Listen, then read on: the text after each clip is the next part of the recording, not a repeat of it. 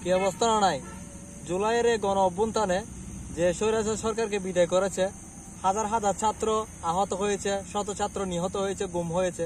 এখন অনেকের হয়তো হদিশ পায়নি তাদের পিতামাতা। এত কষ্টের মাঝে সারা দেশের মানুষ, সমস্ত পেশার মানুষ ওইখানে গিয়ে আন্দোলনে একযোগ হয়ে আন্দোলনটা শক্তিশালী করে দেশটা আবার নতুন করে স্বাধীন করেছে। বিষয় ওইটা না, ওইখানে যে আহতগুলো হয়েছে, যারা গিয়েছে তাদেরটা বড় নয়, যারা প্রথমে প্রাণ দিয়েছে, আহত হয়েছে, তাদের মনোবলটাই বড়।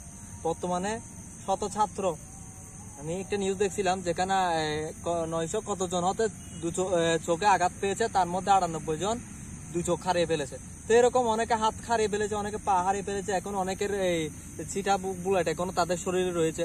তো এরকম ছাত্রগুলো যারা এখানে নিজের জীবন বাজি রেখে ওইখানে একটা সমন্বয়কের একটা কথার কারণে সারা দেশের ছাত্র সব একসাথে চলে গেছে।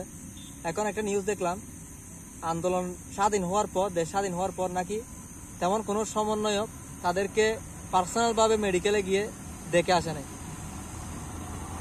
তো পার্সোনাল ভাবে কোনো সমন্বয় না যাওয়ার কারণে তাদের মনে একটা বড় কষ্ট যে কাদের জন্য কি করলাম। এখন একটা কথা বলেন তো, যে আমার একটা হাত হারাই ফেলছি, এখন যদি আপনারা যদি এটা নিয়ে যদি আপনারা যদি দেখতে না আসেন, আপনারা যদি আমাদের পরিবারকে যদি একটা সান্ত্বনা না দেন, তাহলে তো দিন শেষে 1 বছর পরে হলেও আমার পরিবার আমাকে ছোট ভাববে। কি জন্য গেছস, কাবিল হয়ে গেছস, আন্দোলনে গেছস, এখন নিজেরটা নিজেই মর, তোকে এখন কি দেশ দেখতে আসতেছে? এরকম একটা কথা গ্রামের মানুষ, সমাজের মানুষ, পিতা মাতার যে কোনো কেউ বলবে, কারণ সে এক সাইডে পঙ্গু হয়ে গেছে, সে প্রতিবন্ধী হয়ে গেছে। 2 দিন আগেও সে সুস্থ ছিল, কিন্তু সে বর্তমানে প্রতিবন্ধী হয়ে গেছে, যার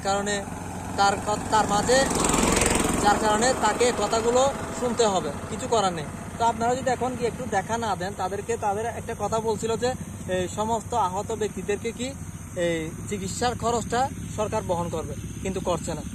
তারা মিডিয়ার সামনে এসে এটা কি অপবাদ জানিয়েছে এবং কি এটার প্রতি মিনতি করছে যে তাদের যাতে চিকিৎসার খরচটা পাঠিয়ে দেয়।